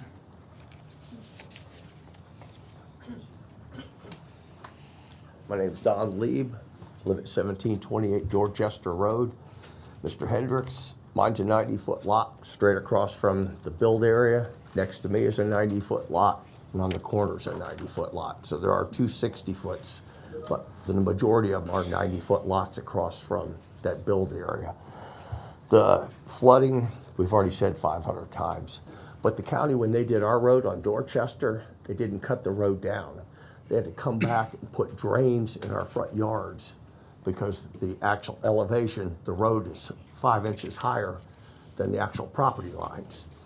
So when you talk about another road on Winchester, which only has a 45-foot easement instead of a 60-foot easement like on Dorchester, it just seems like you're trying to put an awful lot of stuff in one small area. But the flooding, some of the stuff that's went on with when he's had demolition over there, they didn't water down the site when it was demolished. They had subcontractors that were blocking Winchester up all the time. It's only a single lane dirt road at the moment. So for the county to improve this or him to improve it, you're asking for an awful lot of, problems with the neighbors. So there's two different directions of neighbors, Lawton and on Winchester, which is Dorchester and Winchester. So just to clarify that. Any questions? Yeah, another suggestion is if somebody's going to build, if they're going to build a development, they really should have to live in the development if they're going to build it, which kind of makes them want to make it a little more feasible for their application instead of what we'll have to deal with. Being property values may change. No one circumvents that for us, so have a good day. Thank you. Board members, any questions for the speaker? All right. Can we have our next speaker come up? I have a person in a blue shirt, then I'll take this person in the olive shirt, and then I'll take the person in the black top with the glasses. All right, please state your name and address. Keith Magruder, 2229 Lawton Drive. I'm against this for several reasons. As mentioned, I believe all of you received my letter or email. Flooding is an extreme concern. I'm a 33-year resident of that exact house on Lawton Drive. And in 2007, our area received over 15 inches of rain. I don't know how many people remember that. We never flooded. There was complete drainage from the series of lakes that run through that neighborhood. There was no flooding. There's a drainage pipe behind Belcher Elementary School, south of Lancaster, and it drains into Allen's Creek. All of those lakes are connected through a series of culverts. This year, with our two most recent hurricanes, water came within 15 feet of my home. It was over the road, 6 inches deep. It flooded all of the homes in the neighborhood, all of their yards, some of them into their homes. With this development, I fear we're creating another Shore Acres. Okay? Because there is no drainage. It could be because of the pipe south of Lancaster is clogged now. Talking to Lancaster neighbors, they contact the county says it's Largo. Contact Largo, Largo says it's a county. It still isn't solved. With this additional 12 houses or whatever it may be, that even creates more problem drainage for the runoff from those pads that will be built for the homes, even with the retention ponds. Now remember, there's a whole series of small lakes that were the original retention ponds that are no longer working. And that is a major concern of us that have lived there, for me, for example, for 33 years. Secondly, Lawton Drive is a private road that we have to pay to maintain. We have numerous garbage trucks, and the school traffic alone is more than 14 cars a day. I promise that. There has even been a sheriff that sat at Lawton and Winchester and clocked someone taking their kid to Belcher Elementary School running 52 miles an hour down our street. It's about a quarter of a mile long. There's about roughly 8 houses on each side of the road. 52 miles an hour. Now, the reason they cut our street is because of the light turning in to Belcher Elementary off of Belcher Road onto Lancaster. That gets backed up, and whenever they pick up kids and whenever they drop them off. So they cut through down Lawton Drive. Now you add access from them subdivision off of Winchester. You're doing nothing more than creating more traffic, more cut through for garbage trucks, more cut through for people to drive on our road that we have to maintain. Okay, it's already getting destroyed. There are numerous garbage trucks come down our street that don't even service our street. That's a concern. Then we have construction of these homes. They're gonna cut through there. They always have. There has to be a limit. And every limit that gets thrown at us has the people that live on Lawton Drive suffer. Speed bumps, humps, somebody's gotta pay for gates. It's just not fair to us with a community that's being built that is so out of place of all the homes in the area. And it just seems a cul-de-sac off of Kersey would work best. Mr. Galati lives on a cul-de-sac. There's cul-de-sacs in our neighborhood everywhere, west of Belcher and east of Belcher. I do not know why a cul-de-sac would not suffice for this development. It does cut down on the homes, but oh well. It also will help us with flooding, hopefully in some way, because of larger lots. And that's all I've got. Thank you. All right, board members, any questions for the speaker? All right, we have our next, yes, please come up. Good morning. My name is Frank DeBerry. I live at 1708 Winchester Road, which is on the east side of the proposed plan of the property. Can I put a map up here somewhere? Is that it? Yes. Yes, but if you would, please turn it around. Okay. I Thank live you. right here in the middle of these three properties where the new road is proposed to go through. And I need to protest the new road going through because it is right close to my house. And the 10-foot buffer zone is not enough. I think because of the traffic it's going to be running right next to my house, which is 3 different garbage trucks, delivery trucks, the mailman, and I think the vibrations are going to cause a lot of damage to my house. And then there's also the drainage, which right now, this is all vacant, overgrown foliage, and the water does percolate, so I don't really have a flooding problem, but I can see that if there's a 25-foot road there, that water's going to go into its lowest point near it, which is my house, so I can expect some flooding problems there. And even if there's a stormwater drain, the road's going to be higher than my house, the floor of my house, so the water's going to go down to its lowest point, which is going to be in my house. So I think that's going to create a lot of problems in the future. So I'd like to propose that maybe there would be more than a 10-foot buffer, maybe minimum of 25 feet from that property line where the new street would be. That way there would be enough land to absorb the water. And also in all these proposals, I'd like to ask, why does the road have to be on this side of the property? Why couldn't it be on the other side of the property where there's no homes that are going to be affected? I mean, it's now, there's 6 different proposals and none of them have that in there. And all of the utilities, I'm assuming, are going to go down the new road. That's stormwater drains, water, sewer, power lines, cable, internet. Is that all going to go right next to my house on this new road? That's just the construction alone is going to cause a lot of physical damage to my house. That's why I'm thinking 25 feet might be a little bit more accommodating. I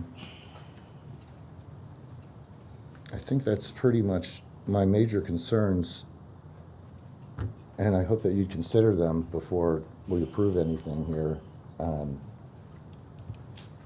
That's all I have to say. All right. Thank you. Board members, any questions for the speaker? All right. One moment. How many speakers do we have left? Will you raise your hand if you haven't had a chance to speak? 1, 2. If everyone's okay with that, I'd like to hear these next 2 speakers, and then maybe we could take a short recess. Would the board be okay with that? Okay. All right.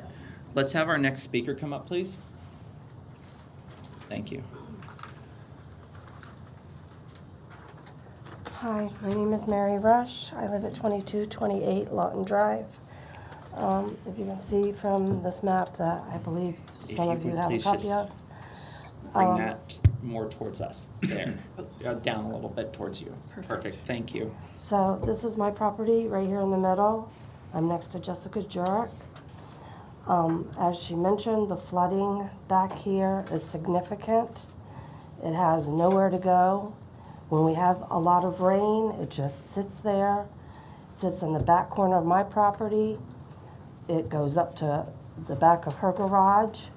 This whole back corner of the property stays flooded when it rains a lot, and the water sits there for a long amount of time. And as one of the other speakers mentioned, this is only, Winchester is only a single lane road. It's always been called the alley. So I'm concerned about the flooding. I'm concerned about there being a road going out to Winchester. As mentioned before by some of my neighbors, it's just gonna create more. It's gonna be so close. Our road is right there. Like they said, we're getting tons of traffic from the schooling and all the garbage trucks, they come flying down. Nobody does the speed limit. My dog actually got hit by a UPS truck flying down the alley, flying down Winchester and coming around the corner onto Lawton. My other concern is where the new road is coming in is gonna be coming directly towards the back of my house. So all the headlights from the traffic is gonna be shining right into the back of my house. So that eliminates a lot of privacy for me. When I bought this house, I bought it for the sheer purpose of the privacy behind me. Having this wooded lot that has been there for over 50 years. I lived in this house 20 years ago. Now I'm back in this house, and we enjoy that privacy. The neighbor to the right and to the left of me, we all enjoy that privacy. So I would appreciate a privacy fence. I don't know if it's gonna cut down on lights coming right into the back of my house and lighting up my whole house. But those are my concerns. And thank you on that front, and I'm sorry to hear about what happened with your dog. If you would please put the map back up, please. When you say water pools on your property, where are you seeing that? Where do you see that coming from? Or do you see it coming from anywhere? I'm not understanding your question. I didn't know if, when you were looking at the water on your property, if you knew, if you had any, just from looking at it, if you've seen where the water comes from. Like if When it we comes have from. rain. No, I'm sorry. I mean, like, does it flow off from one of the roads or any of the properties, or does it just collect on your land? It from just what you can collects see? there because it's a low-lying area, just Okay. like this section of the property that is next to Winchester. That is all very low. Okay. And that floods, and it stays flooded, and it backs up to Jessica's house on the end. It goes all the way up to her garage and stays flooded, and the back corner of my house, and it stays flooded. So if he puts a road there, where the water's not gonna cross the road and go into a retention pond. Like Frankie said, the road's gonna be higher, so that's gonna push the water, keep it in our yards, and possibly push it closer to our houses. Okay. Thank you for helping me understand that. Madam Okay. Chair, we've seen this exhibit a couple of times now with the same markings and with that discussion. I was going to ask the clerk, do you have a copy of this? Yes, I do. Okay, thank you. Thank you. And thank you for policing that, Council McAteer. All right. Please state your name and address. My name is Kit Farrington, 1718 Dorchester Road. I'm also here for my daughter because my mother-in-law's in surgery right now. She's Carrie Meeks at 1712 Winchester Road. Okay. We flood since they've put gravel down the back alley. I've never flooded in 20 years, and now my backyard gets at least 2 feet of water all the way up to my house. It goes up her driveway. So it's just high. And the garbage trucks, there's at least 5 different companies. If they're gonna be going into a cul-de-sac, that's fine. She also has a pool would be right by that road. Bushes are not gonna keep people from coming through into her house or into her backyard. There has to be a privacy fence. And my other question was something that was said earlier. If they start at the buffer and pave down to Jessica's house, there's an area that buffer's almost right from my driveway. My daughter's house is catty corner. So you're not paving in front of my driveway all the way to Penbrook. It's gonna be a dirt road, and then you're gonna have another paved road. So there's this area of dirt. Who's supposed to maintain that? It's not a road. I mean, it's just dirt, which it is now. And they're using that to get in and out of the property. I have pictures. I sent it with my email that it blocked my driveway for 20 to 30 minutes. It's also, they've been blocking my daughter's driveway. She had food being delivered they wouldn't come down the alley to be delivered. It's not the right situation. I also think that if the overlay doesn't stay the way it is, our property values are gonna go down. Do you have anything else to add? Yes. All right. Board members, do you have any questions for our speaker? Yes, when you said the alley, were you referring to Winchester? Winchester, yes. Thank you. Thank you, Board Member Larry Johnson. All right. Do we have anyone else who wishes? I do have one more hand, so if you would please come up. My name is Remy Dabari. I live at 1708 Winchester Road.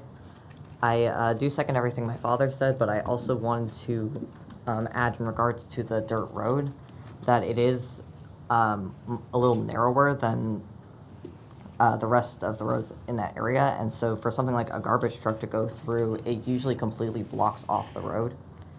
And with how it's undeveloped, that almost always kicks up a lot of dirt every time they go through. And I frequently bike through there, and so it's like if there's like any large vehicle, it's very difficult to navigate through. And just to make sure that I understand correctly, when you say dirt road, are you referring to Winchester? Yes. All right. Do you have anything else you want to add at this time? No, I just want to bring that up since I didn't see anyone else mention that. All right. Board members, do you have any other questions for Speaker Dabari? All right. Thank you for your time. Do we have anyone else in the room who wishes to speak at this time? All right. Seeing none, I would like to take a 10-minute recess, if possible. Does anyone on the board object? No. Okay. We're going to take a 10-minute recess, and then we will come back and hear from the applicant and continue on with this discussion because it's important.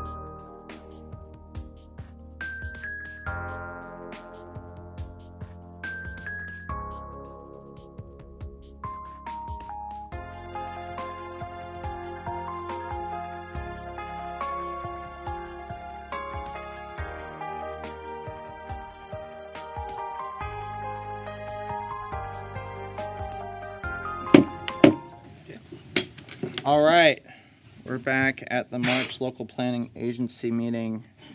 We are currently hearing, we have been hearing the presentations and public comment for applications FLU 24-03 and ZON 24-05. And at this point, now that the public has finished remarking, we will hear from the applicant. So if you would please come up. Do I need to reintroduce myself? Yes, always. Okay, Don Skelton, I'm the traffic consultant for the applicant. So I took a few notes. Again, I am only here for traffic, so I only took some traffic-related notes. Just to clear things up, so I heard mention that there was a traffic study from 2021. This is from 2025. Like the traffic counts we collected, I know there was some mention of Airbnbs and traffic patterns have changed, and the peak hour might be wrong. This data was collected on February 26th, so about 2 weeks ago. It's what's out there today. Another thing I wanted to clear up is I know that there's been a lot of talk of school traffic and garbage trucks and things of that nature using Lawton Road, which is a private road. That's not this applicant's responsibility. I can speak to what these 12 houses will do, but we can't say that because school traffic uses this as a cut-through that this development will also use it as a cut-through. So I actually wanted to talk about, real quick, I'm going to pull up a map. So right here, when we said Lancaster, someone said that the light at Lancaster backs up, and the people who want to come and make that left turn cut through Lawton.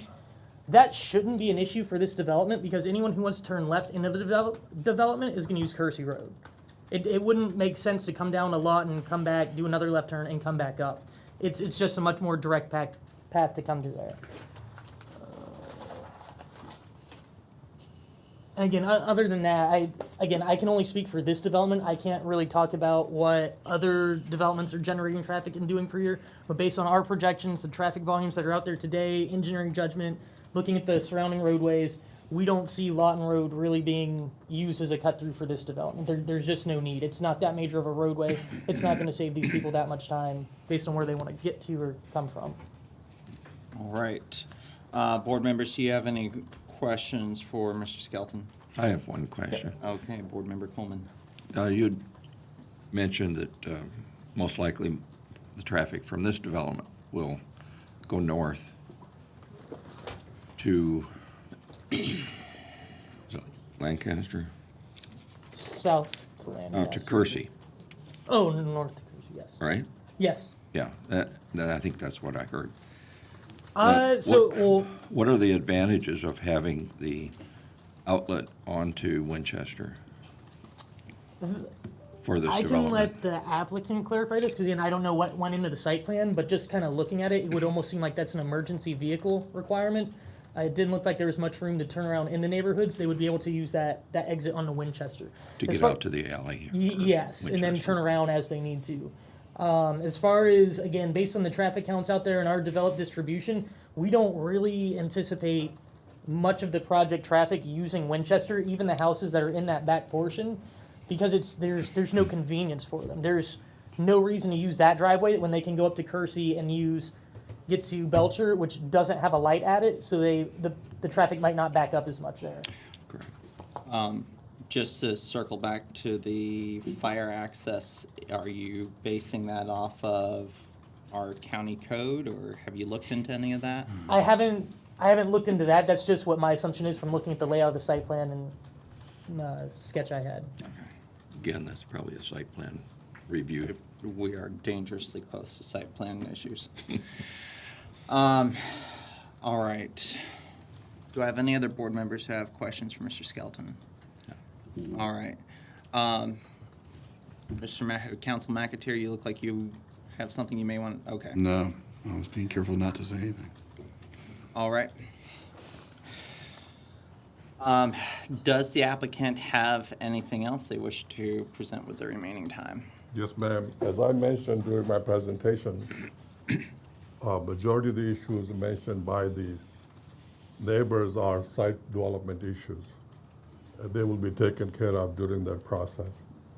With respect to the fence as Mr. Hendricks mentioned, I will be open to it, and neighbors themselves are also open to it. So that's a two-way issue. We already talked about flooding, that's a drainage.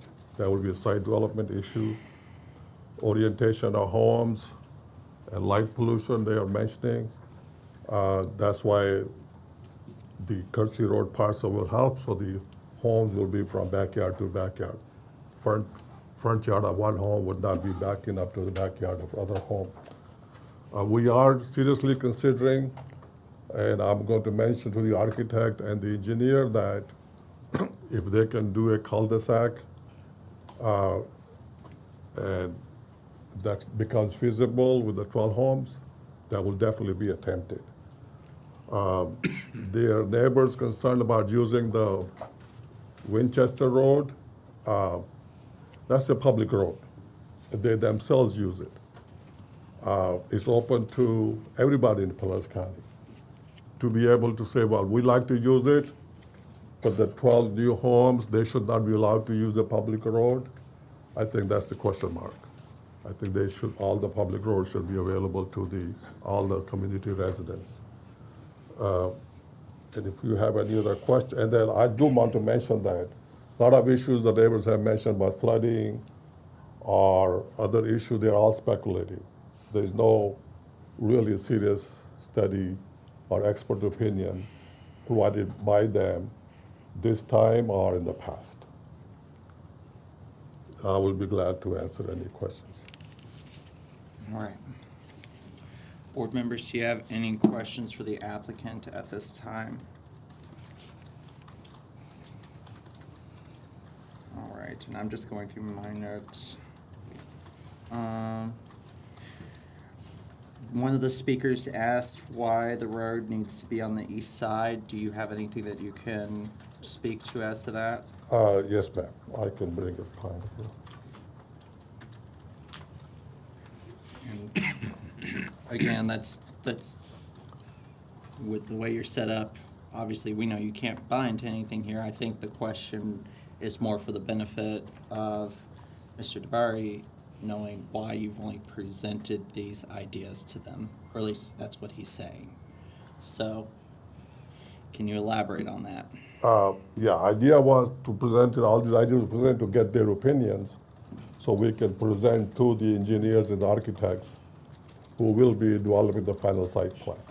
So, for example, when Frank said that his home is so close to the edge there, so the whole idea of giving that buffer was to be able to move it as he requested.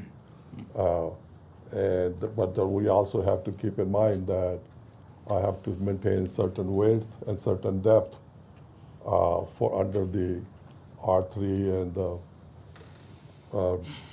RL situations. So we're trying to balance what we have to follow, what everything else needs to be done to help the neighbors, as well as have a development which will meet all the codes, which will meet all the regulations going forward. Okay.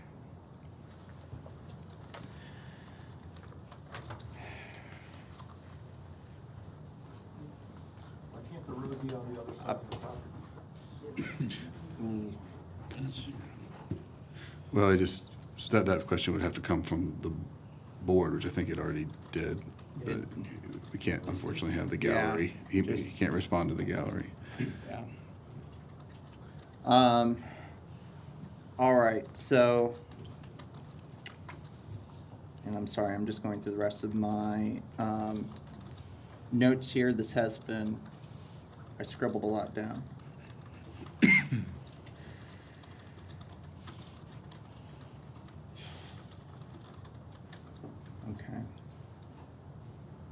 I think that's all I have for now, though I'm sure as soon as I say that, I will immediately regret it. Okay.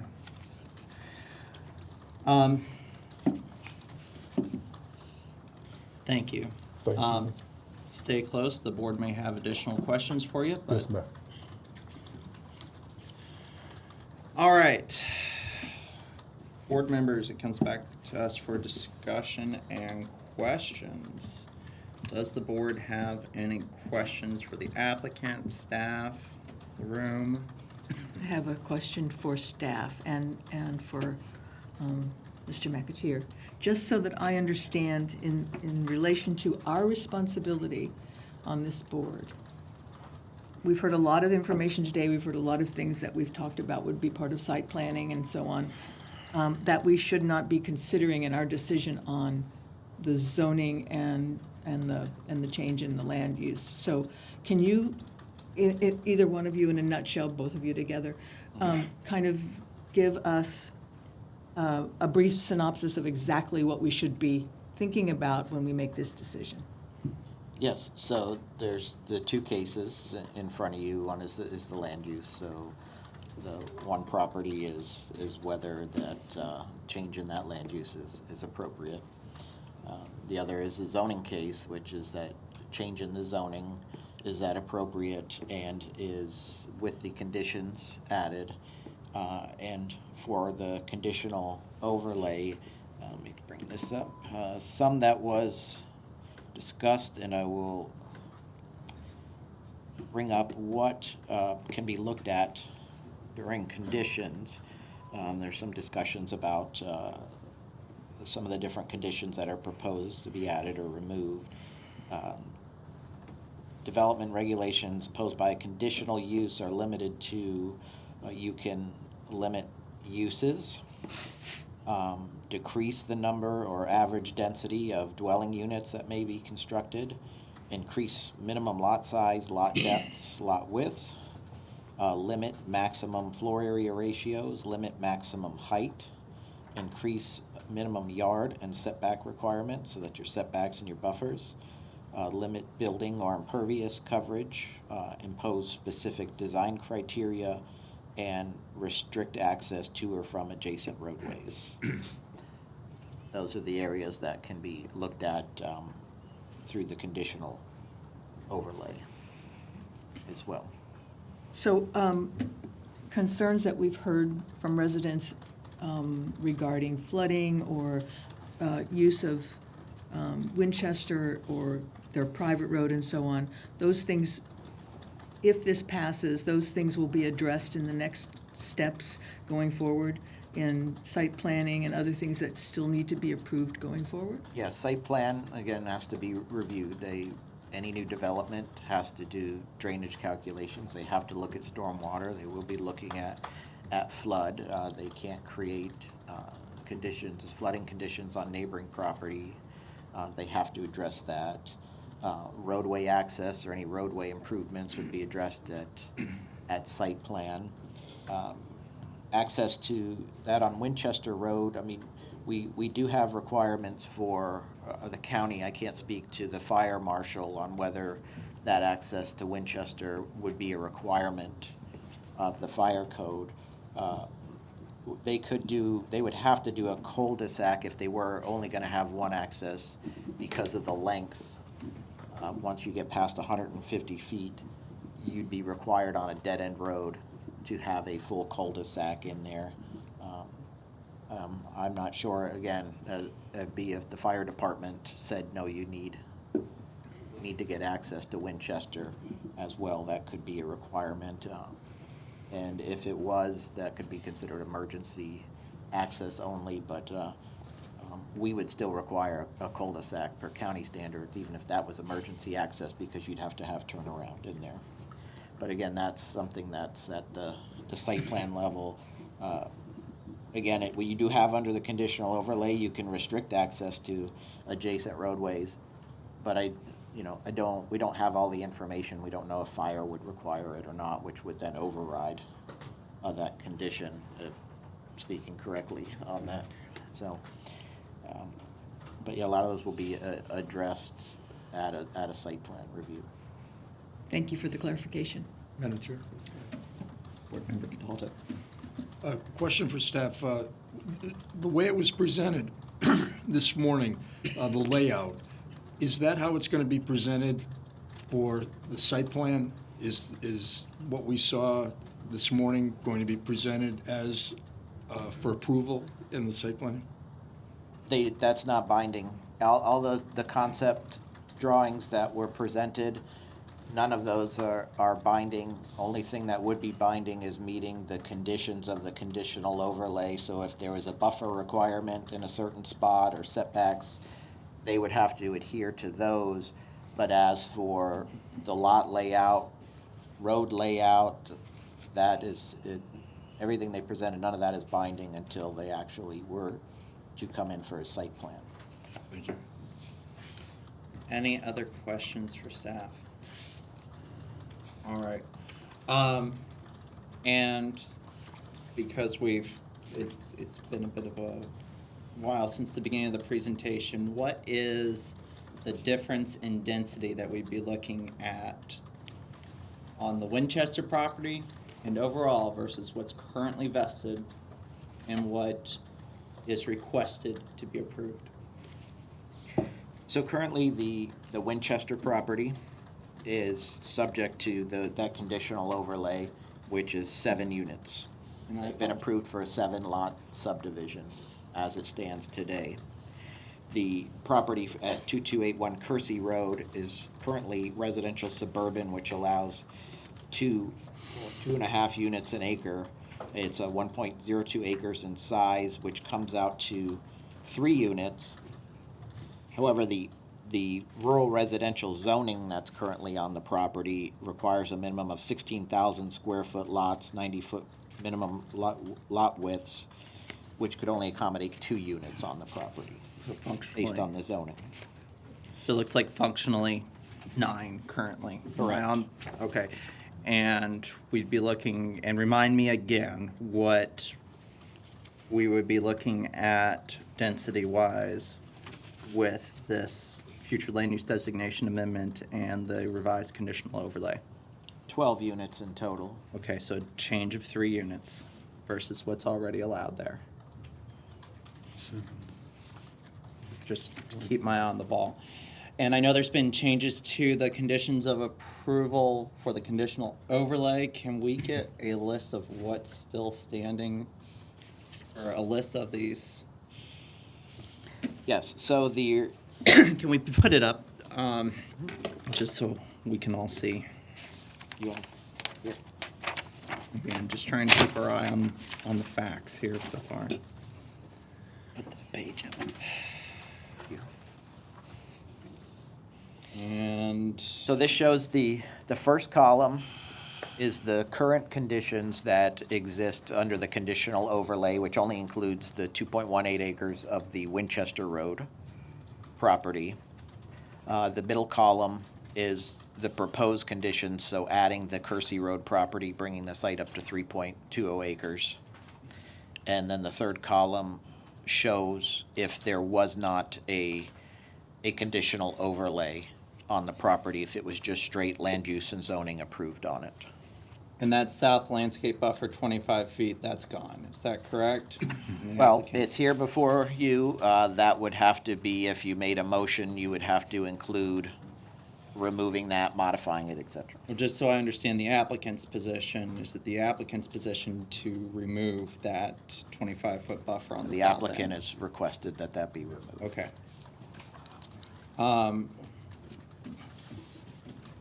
As far as I understand, the applicant is generally the master of their application, so if he wants to remove it, that's his choice as far as I'm concerned. The board members, obviously, you'll make your own decisions in your whatever motions you bring forwards. For what it's worth, I always commend applicants for reaching out to the public.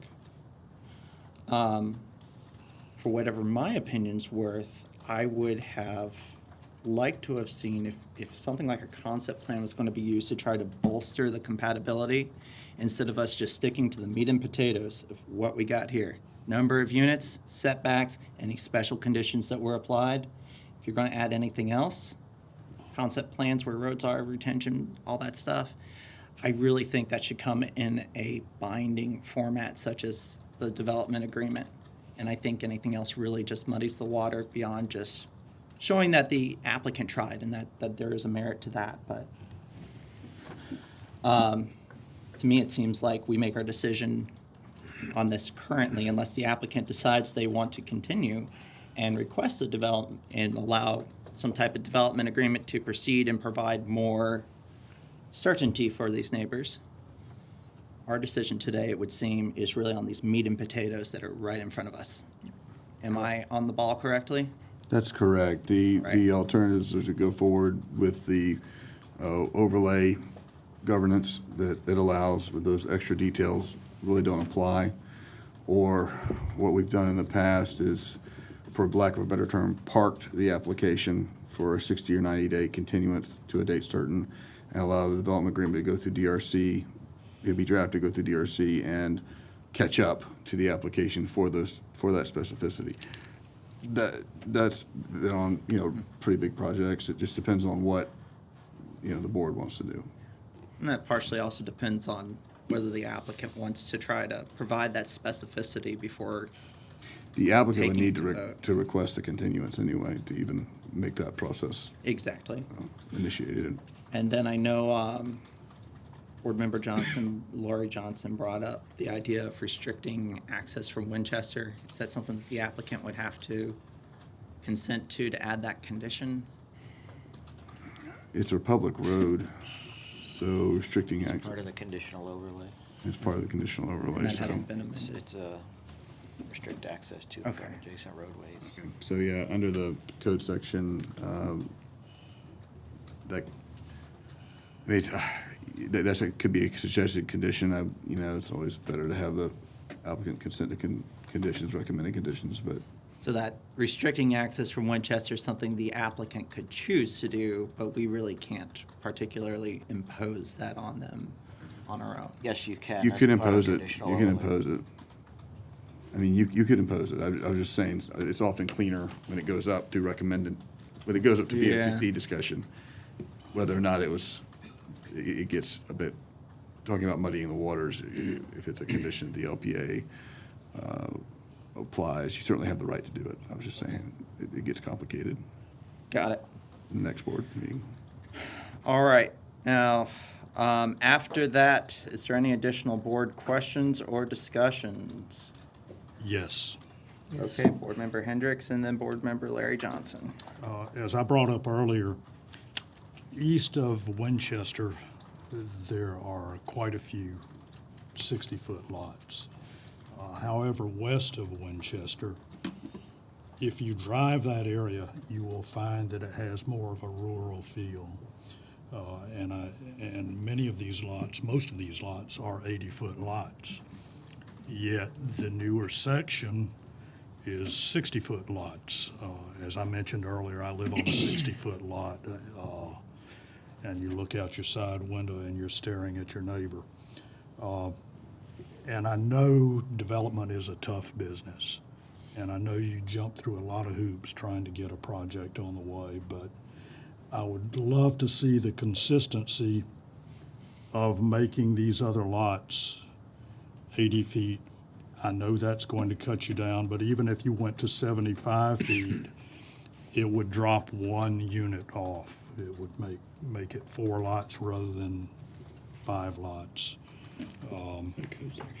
And it would retain that more of a feel of the rural area that you have got west of Winchester.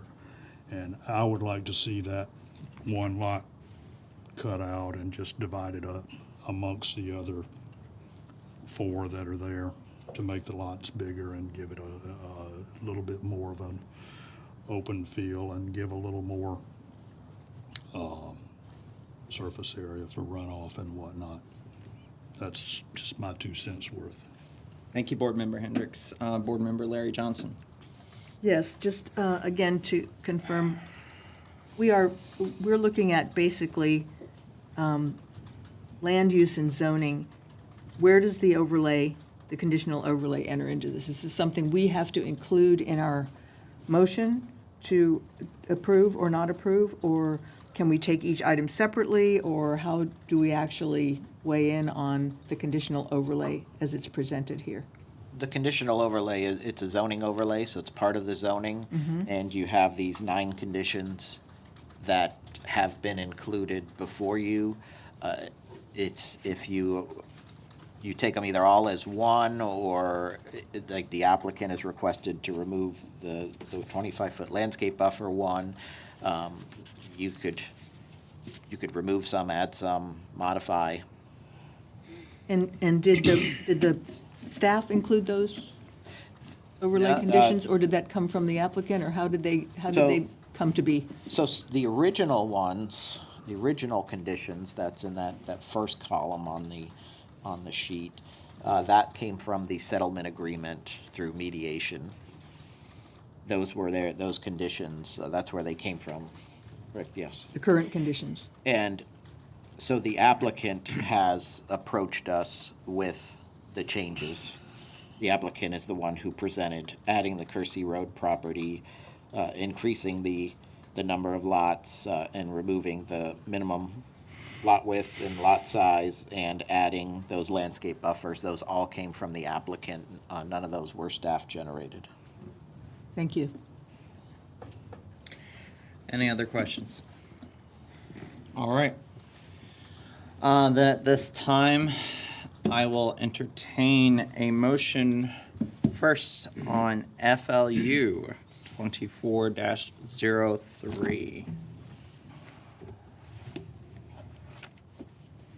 And I'll just interject so some of maybe the newer members, I know some of the veteran members understand this, and some veterans of other boards, but we've got two motions. You know, first would be the future land use, and the next would be the zoning, which we can include the conditional overlay conditions or subtractions of conditions or additions of conditions that are available in the conditional overlay. But this particular, the first case is just the land use. Begin in the overlay on the next motion. Thank you for clarifying that.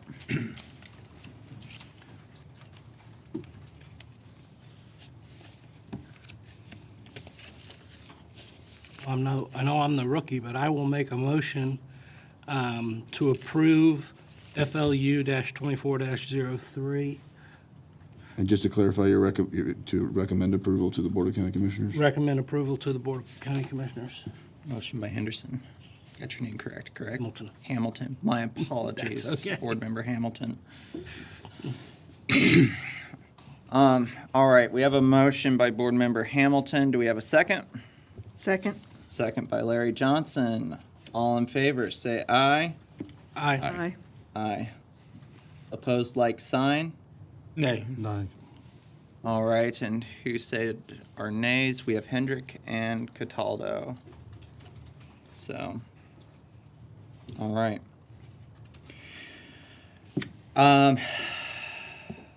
That brings us next to case ZON 24-05. Do we have a motion on this? And this is the zoning and the conditions from this conditional use that are in front of us. Correct? Am I on the right page? Correct. Okay. Also, if there's any discussion to be had on this. Yeah, I'll do some discussion. When you look at this, I know how it's easy to look at property that's been vacant or been in this condition for many, many, many years. And when you're adjacent to it, you would like to see it stay that way forever, but there's no guarantees of that ever happening. This is a redevelopment request or a development request that, given the surrounding densities, this is not out of line. Not in my experiences. This is not an out-of-line request. I do agree that, I'm not the site plan, I'm not doing your site plan, but if you've got 300 feet of frontage, instead of doing 5 60-foot lots, 4 75-foot lots would be more in compatible with the other 80-foot lights. The 5-foot difference would be very minimal and almost non-noticeable. But, you know, as I drove around there last week, and I don't know if it's shame on Largo or shame on Pinellas County, but it just amazes me the condition of Winchester, the dirt road. Why that road is not paved and have storm sewer and everything else is beyond me. I just don't understand in this county, with as dense as we are and everything, how that is still in that condition is beyond me. But that being said, I think, you know, with those issues being addressed and with the conditional conditions attached to this, it is not an unreasonable request. I know it's not a not a request that some people like, but it is not unreasonable. So. And would your motion be with or without the 25-foot landscape buffer on the south that the applicant would like to remove from the conditions? You know, landscape buffers are interesting to me because you can put them in, and then you do the development, and then all of a sudden the who's responsible for the maintaining it could become God knows what as far as overgrowth and everything else. I think once you do the site plan and the redevelopment, the individual property owners are then responsible, and you know they're going to create the vision for their backyards and their things that they're going to want. So I'm not uncomfortable with not including the 25-foot buffer. Okay, so your motion My does motion. not include the 25-foot buffer, is that correct? Council McAteer? So, well, yeah, I was just, if we get now that we've done that, if we could do a fully stated, but your motion would be to recommend to the Board of County Commissioners what your, Recommend approval of ZON-24-05 with the removal of the 25-foot buffer. Okay. There has been a motion. Do we have a second? Second. Second by Larry Johnson. Do we have any discussion? I would sure like to see that property width taken to 75 feet rather than 60 feet, which drops the number of lots by 1. All right, and for what it's worth, without trying to micromanage the applicant's application, I wish the applicant would have provided, you know, in a situation, we're in a state where multiple dioceses have admitted from the dais that we have housing crises. So changes happen, but where you're trying to feather in suburban Pinellas County into what is kind of a bit of a rural area, rural enclave, if we could. It's been described on that western side. I really would have liked to have seen the specificity of a development agreement for the comfort of the neighbors. It's basically a jump start on the site plan process. Especially when you're talking about something in the range of, 12 homes. All right, so we have a motion, we have a second. Do we have any final remarks? Okay, all in favor, say aye. Aye. Aye. Opposed, like sign. No. Aye. Okay, the motion passes with Hendricks, Cataldo, and John dissenting. All right. wait a second, what just happened? We need a roll call. Okay. Madam Clerk, please call the roll.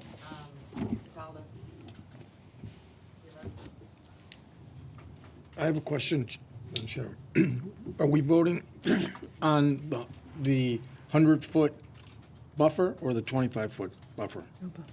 Or are we voting for the zoning change? So you're voting for the zoning on the zoning case, which includes the overlay. The overlay is part of the zoning case. It's one bundle. Well, his motion, and Okay. Mr. Hamilton can restate it and correct me. My understanding was that I understand he that. removed the, I'm sorry, he removed the I 25-foot buffer. removed the 25. Okay. My answer is nay. Could we just Aye. vote through? Nay.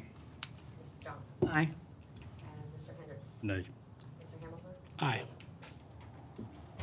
Got 3 and 3. That's a fails. If I heard that correctly, I have 3 and 3. I have Cataldo with nay, Coleman, yes, John, nay, sorry. Nope. Johnson was yes, and Hendricks was yes, I have, or sorry, No, nay. I was nay. Hendricks was nay, and Hamilton was yes. So Yeah. that's 1. There's 7 people up here. So the motion failed. Got 3-3. Okay. It is my intent as chair of this board to fulfill our duty to submit a recommendation to the Board of County Commissioners on the zoning case in addition to the future land use case. Do we have another motion? Anyone who is willing to make a motion at this time? Can I make a suggestion? Come up to the lectern. Please state your name. Tushad Gulati, 2207 Bell Street Court Drive, Clearwater, Florida. If it would please the board, then I will be, to get the approval, clear approval, I'll be willing to reduce the number of lots to 11. Okay. All right, thank you for that input. I just have a question for staff. Does that require any adjustments to some of the other formulaic details of the overlay as far as lot size or anything else? No, unless they want to have adjustments to the lot size. Okay. So the density moving from 7 to, or 12 to 11 is not a, Okay. that's any others. Okay. So the applicants made their statement.